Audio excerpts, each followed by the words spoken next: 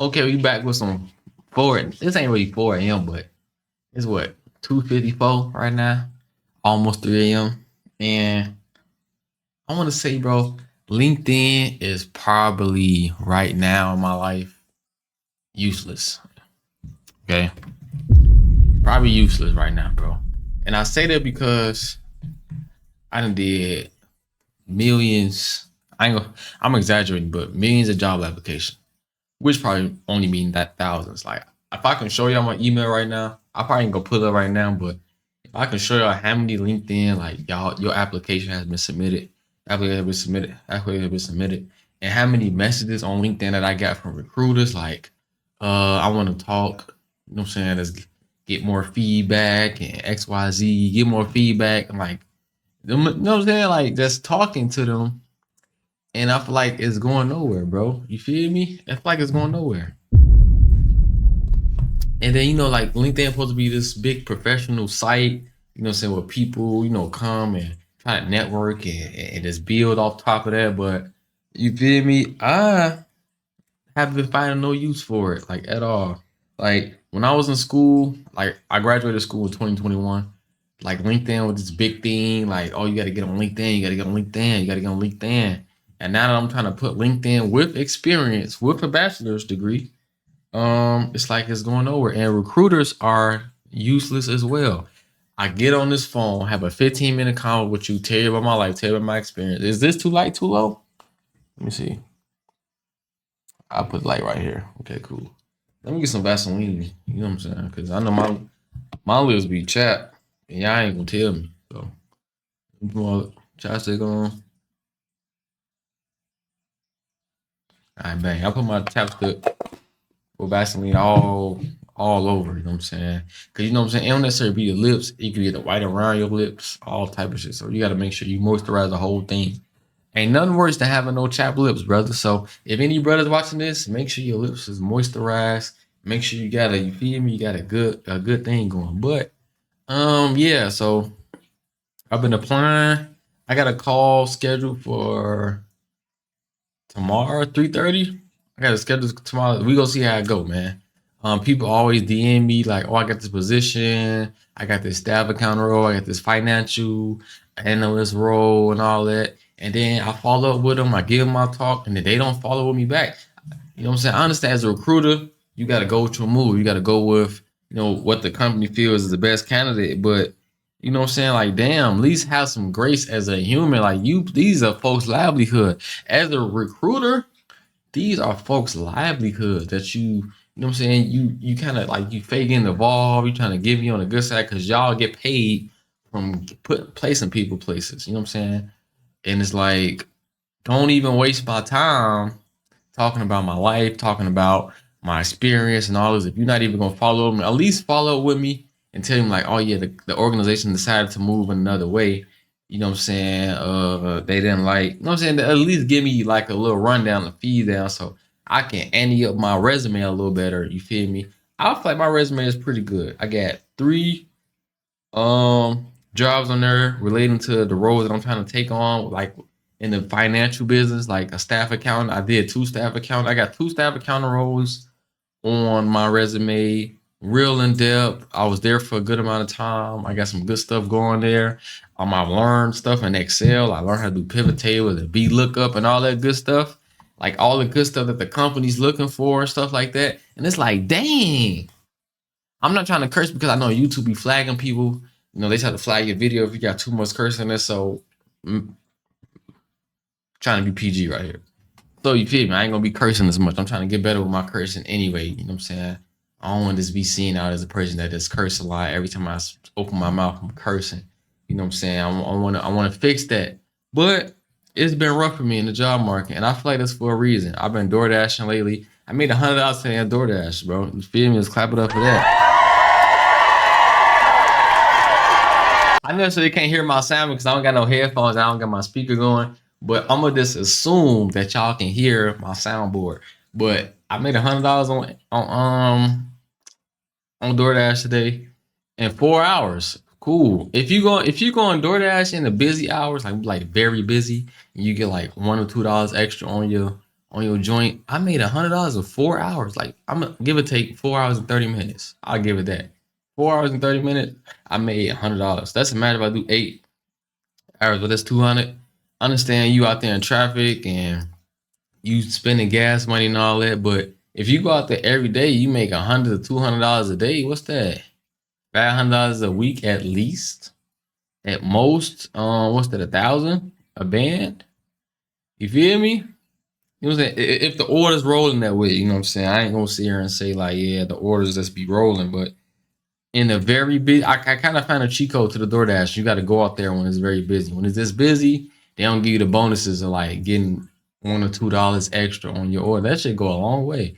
But let me tell y'all something. This dude prayed for me today, man. And I hope one day that young man find this YouTube video. And I want you to know, bro, you helped me a lot, bro. From what I've been going through, I really needed that prayer, bro. Like, so cool story, right? So this is my last DoorDash order of the day. I'm at like $94. I said when I get to $100, I'm gonna take it in. And then you know it's like 12 o'clock. It's like 12 p.m. at the time, or 12 a.m. at the time.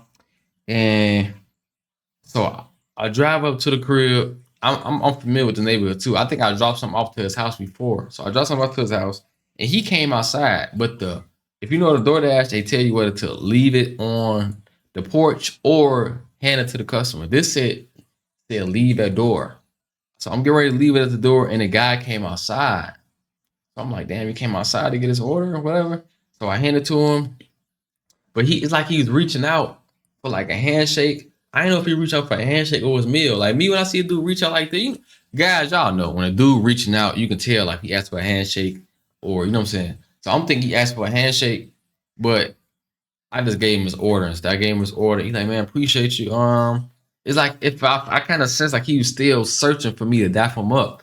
So I give him the order, but I'm like, let me take a picture of it real quick. You know, I got to take a picture. This is how I know that I had to leave it at the porch because you got to take a picture that you dropped off the porch, et cetera, et cetera. I took a picture of it, boom. And he like, you good? I'm like, yeah, I'm good. So I'm leaving. He like, yeah, have a good night. I'm like, yeah, you too. And then he said, I always remember, Jesus love you.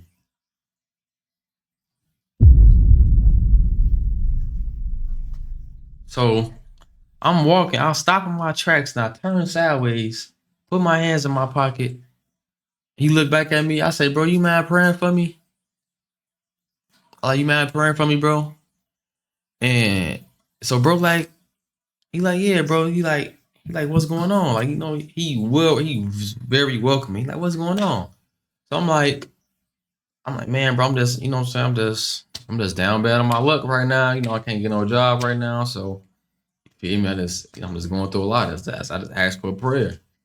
And he's like, yeah, no problem. And he reached, man, this guy got no shirt on, shorts. You know what I'm saying? Like how you just chilling at the crib. Like I'm chilling at the crib. I got my shirt off. You feel me?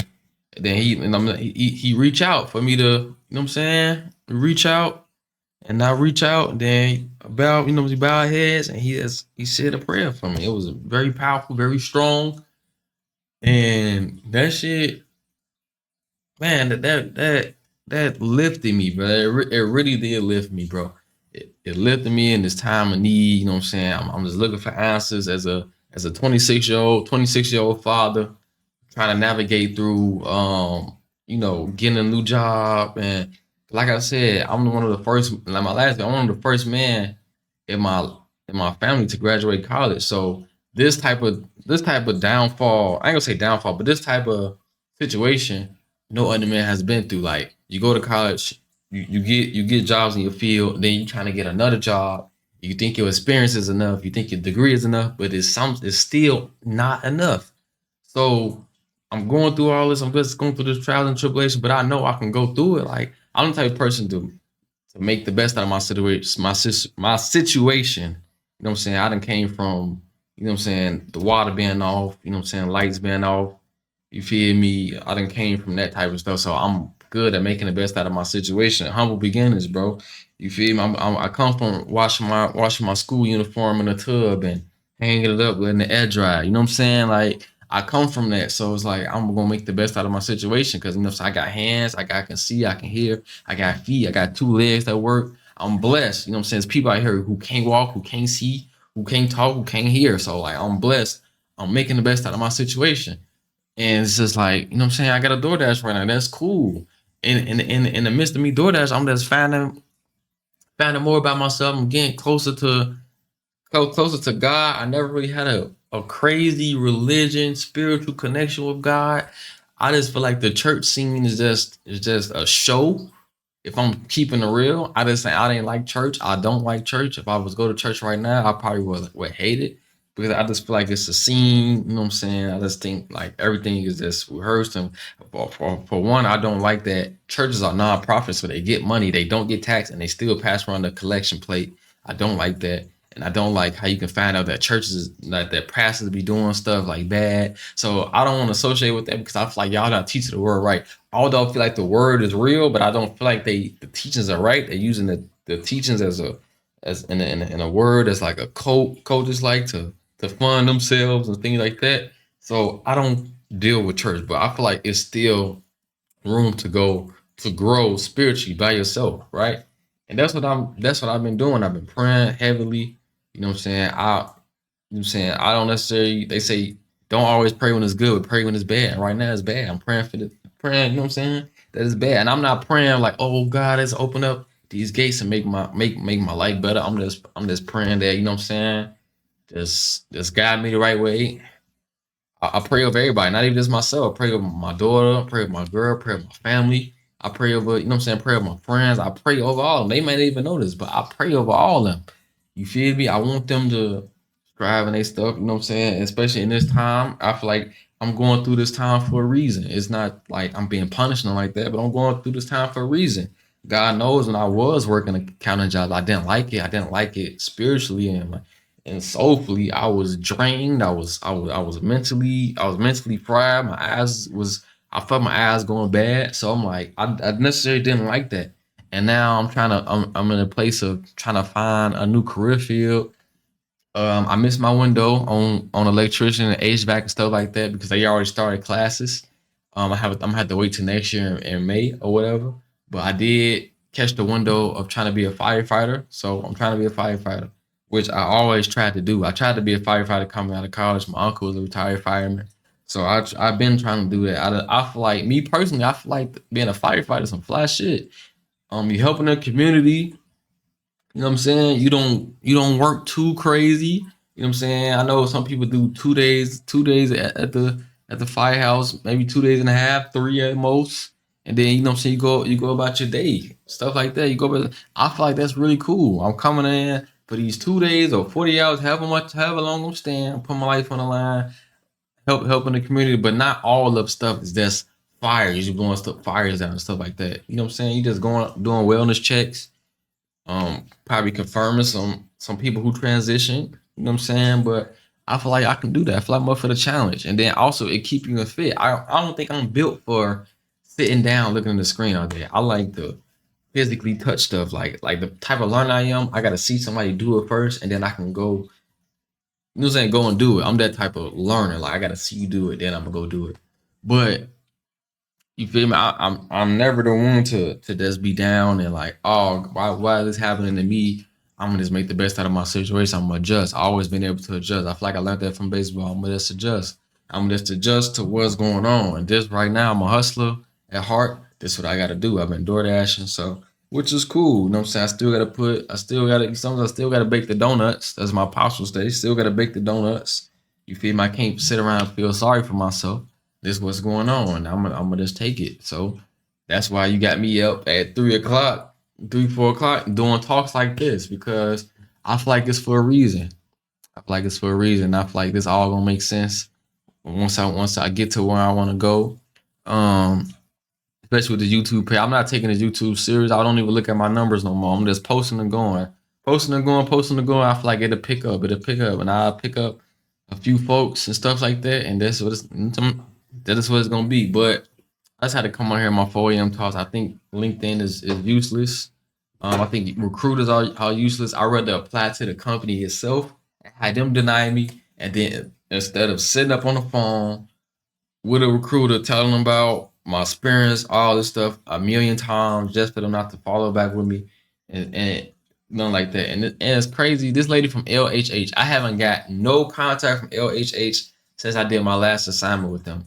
My last job I got through LHH. It was this lady. I ain't gonna say her name on here, but this lady was up and down promising like, oh, we're gonna get you another job. I know you got your daughter and all that. You know what I'm saying? Like that's trying to butter me up and stuff like that.